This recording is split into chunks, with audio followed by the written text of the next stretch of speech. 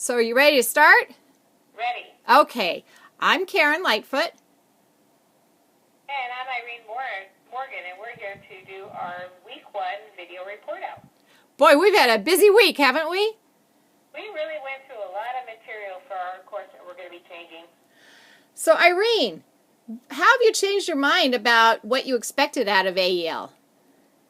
I thought it was going to be a lot more how to do things in Blackboard and just how to manipulate the technology. I didn't really expect it to be all the teaching strategies, and that was a pleasant surprise. What about you, Karen?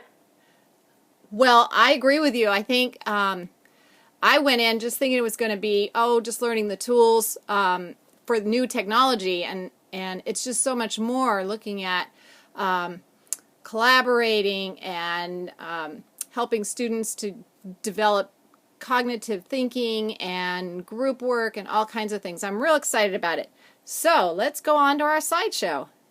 Yeah, sounds good. So the class we're changing is Nursing 474, which is the practicum in community health nursing. And this is a course that brings together nursing practice and public health practice. And we're right in the beginning phase of the redesign, literally right at the starting line. So Irene, tell me how you're going to use some of the ideas that were presented.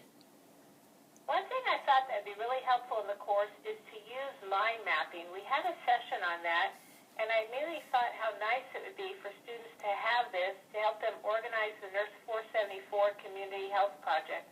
They can all be using one mind map. They can see each other's mind map as it grows, and I thought it was a great organizational tool. How about you, Karen? Well, I like the idea of the peer learning, having students help each other learn. So one of the things that I want to incorporate is allowing the students to provide feedback to each other on some of the drafts of their work. I think not only will that help the student who created the draft that's being reviewed, but it also allows students to see what works, what doesn't work, and gives them ideas for their work. The other idea that we talked about was the group dynamics. And I hear so many times students talking about how they hate group work.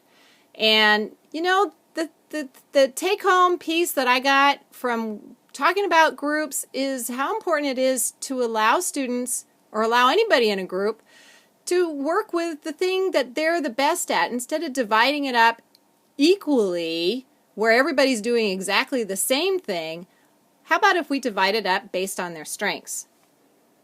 Well, and their personalities, extrovert or introvert, that was a helpful presentation too, and I think we could put that into our course. Absolutely. So Irene, what are you most excited about as you move forward? I am really looking forward to hearing more about virtual worlds and Second Life. I think there's a lot of opportunity to expand the students' learning opportunities, something they can't accomplish here in our community. We can set up an experience for them in Second Life, and I think there's a lot of potential. I'm really looking forward to hearing what I can do with that. Karen, what are you looking forward to?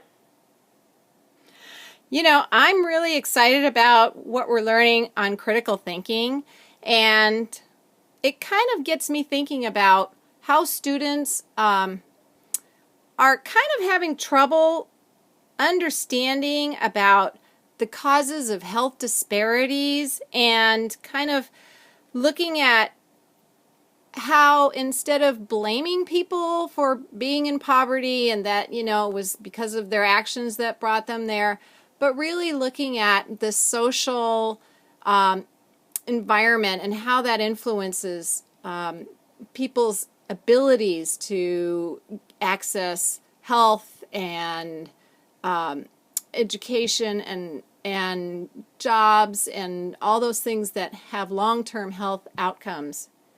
And so we're going to talk about that on Monday when we talk about our chapter. And I like the idea of cognitive dissonance.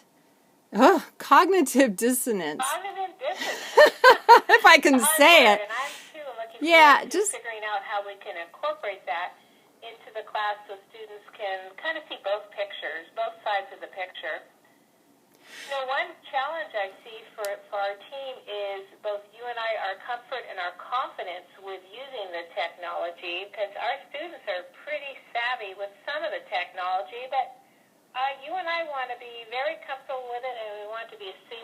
possible.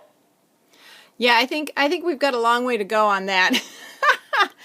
And so for me, one of the challenges I see is just the fact that students are spread all over the North State, and time is a huge factor for them. So we really want to make sure that we put together activities and assignments that allow them to feel connected, even though they're spatially spread around, and also that honors their time and doesn't take up too much of our time.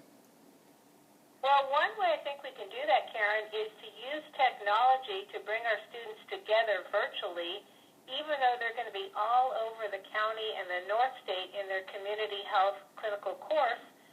We'll have them at the end of the day, I'm thinking, come together on a video chat, Blackboard Collaborate, or one of the video chat tools that we learn about, and they can meet up with each other online but not physically have to be together. Yeah, I'm really excited about that idea, and I'm eager to see how we can make that happen. I know in the hospital, students are able to get together at the end of their clinical day, and I really feel that that's something that our public health students miss out on. I agree. What else do you think we could do for student participation?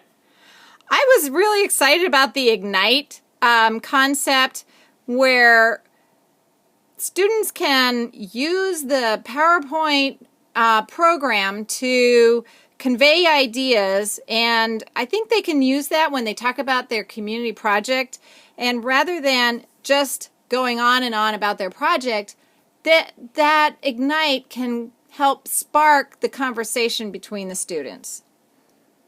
It will get to the point short and sweet, and I think it will be very interesting for the student presenters as well as the audience participation too. I agree. I'm really looking forward to the next 2 weeks of Academy Learning. I am too. I can't wait.